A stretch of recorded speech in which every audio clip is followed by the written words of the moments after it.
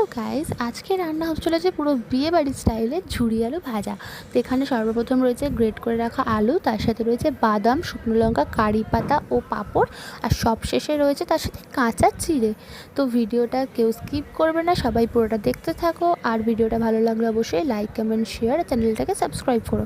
তো এখানে সর্বপ্রথম একটা কড়াইতে সাদা তেল নিয়ে নিয়েছে এবং তেলটা কিছুক্ষণ ভালোভাবে গরম হয়ে গেলে তার মধ্যে দিয়ে দিতে হবে গ্রেট করে রাখা আলুগুলো, যেন আলুতে এক ফোঁটাও জল না থাকে, কারণ যদি জল থাকে তবে কিন্তু আলু ভাজাটা একদম ক্রিস্পি যে ভাবটা সেটা আসবে না।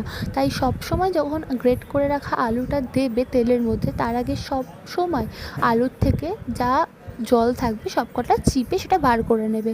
তো এইভাবেই আজকে শুরু হলো। যেহেতু বিয়েবাড়িতে এই ঝুরি আলু ভাজাটা খুব ট্রেন্ডিং আর খুব হয়ও ডালের সাথে দেওয়ার জন্য, তো তোমাদের আজকে বাড়িতেই করে দেখানো হলো। তো তোমরাও এটা দেখতে থাকো, ভালো লাগলে অবশ্যই লাইক, কমেন্ট, শেয়ার, চ্যানেলটাকে সাবস্ক্রাইব করো।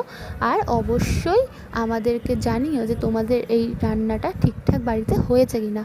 তো তোমরা কেউ ভিডিওটাকে স্কিপ করো না, পুরোটা দেখতে থাকো। অত্যন্ত ইন্টারেস্টিং একটা রান্না, আর তোমাদের আশা করবো রান্নার ব্যাপারটা খুব পছন্দের, তাই তোমরা হয়তো ভিডিওটা স্কিপ করবে না। তো তোমরা ভিডিওটা দেখতে থাকো, সঙ্গে থাকো আর আমাদের সাথে থাকো।